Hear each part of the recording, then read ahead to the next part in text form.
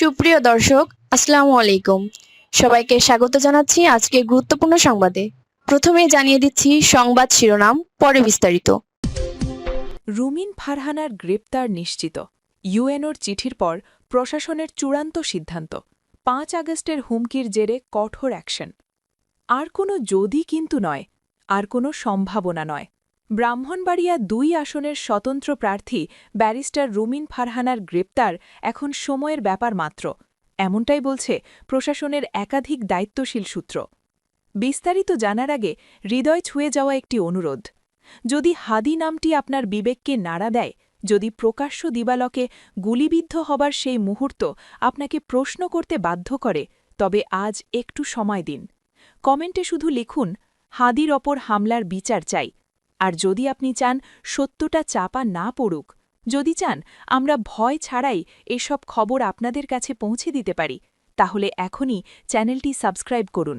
Subscribe মানে শুধু একটি বাটন চাপা নয়, এটি অন্যায়ের বিরুদ্ধে সত্যের পাশে দাঁড়ানোর অঙ্গীকার। চলুন নীরব না থেকে বিস্তারিত জেনে নিই। ইউএনওর লিখিত অভিযোগ, মব সৃষ্টির নথি, আচরণবিধি লঙ্ঘনের প্রমাণ, নির্বাহী ম্যাজিস্ট্রেটকে প্রকাশ্যে হুমকি এবং সবচেয়ে ভয়ঙ্করভাবে ৫ আগস্ট আবার হবে, এই বক্তব্যকে রাষ্ট্রীয় নিরাপত্তার জন্য ঝুঁকিপূর্ণ হিসেবে বিবেচনা করা হয়েছে। এরপরই প্রশাসন নেয় কঠোরতম অবস্থান। প্রশাসনের মূল্যায়ন, এটি আর নির্বাচনী বক্তব্য নয়, এটি উস্কানি। রবিবার ১৮ জানুয়ারি বিকেলে সরাইল উপজেলার কালিকচ্ছ ইউনিয়নের চাঁদপুর বাজারে দেওয়া বক্তব্যের পরপরই প্রশাসনের বিভিন্ন স্তরে জরুরি আলোচনা শুরু হয়। একাধিক গোয়েন্দা ও প্রশাসনিক প্রতিবেদনে উল্লেখ করা হয়, রুমিন ফারহানার বক্তব্য নির্বাচনী আচরণবিধির গণ্ডি ছাড়িয়ে জনমনে আতঙ্ক ও সহিংসতার আশঙ্কা সৃষ্টি করেছে। বিশেষ করে এই বক্তব্য, প্রশাসন নিরপেক্ষ না থাকলে ৫ আগস্ট আবার যে কোনো আসনে হতে পারে, এই কথাটিকে প্রশাসন দেখছে সরাসরি সহিংস গণজমায়েত উস্কে দেওয়ার হুমকি হিসেবে।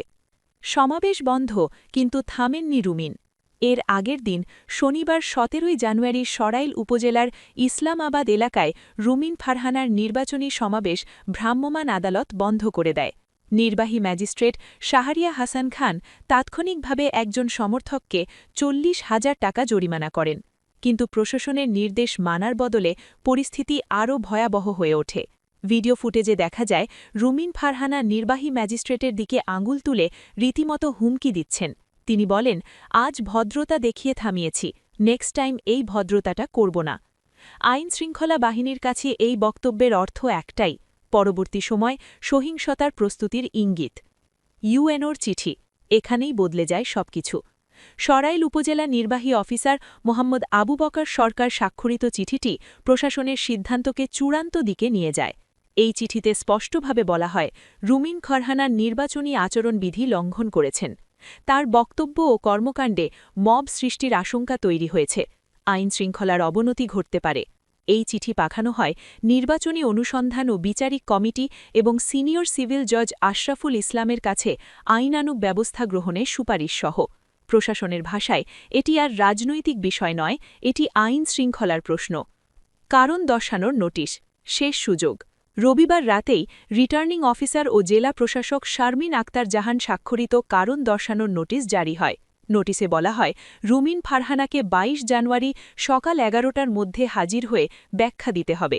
কিন্তু প্রশাসনের ভেতরের সূত্র বলছে, এই নোটিশ মূলত একটি প্রক্রিয়াগত ধাপ, সিদ্ধান্ত প্রায় চূড়ান্ত।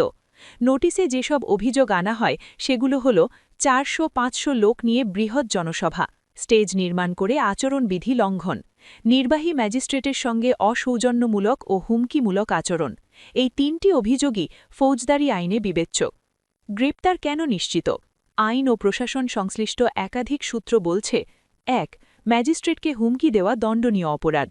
২. নির্বাচনী সময় জনতাকে উস্কানি, রাষ্ট্রীয় নিরাপত্তার ঝুঁকি। ৩. মব সৃষ্টির অভিযোগ থাকলে তাৎক্ষণিক গ্রেপ্তারের আইনগত সুযোগ রয়েছে।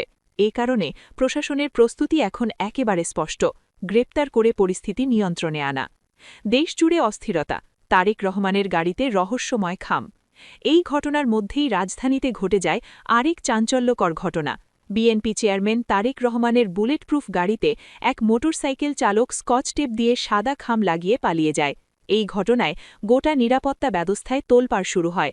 রাজনৈতিক বিশ্লেষকদের মতে দেশজুড়ে নির্বাচন ঘিরে অস্থিরতার আবহেই রুমিন ফারহানার বক্তব্য প্রশাসনকে আরও কঠোর করেছে। শেষ সিদ্ধান্ত দৃষ্টান্তমূলক ব্যবস্থা। প্রশাসনের একটি দায়িত্বশীল সূত্রের ভাষায়, এখন যদি কঠোর ব্যবস্থা না নেওয়া হয় তাহলে বার্তা যাবে যে নির্বাচনকে অস্থিতিশীল করার সুযোগ আছে। এ কারণে সিদ্ধান্ত পরিষ্কার, রুমিন ফারহানার বিরুদ্ধে গ্রেপ্তারি পদক্ষেপ আসছে।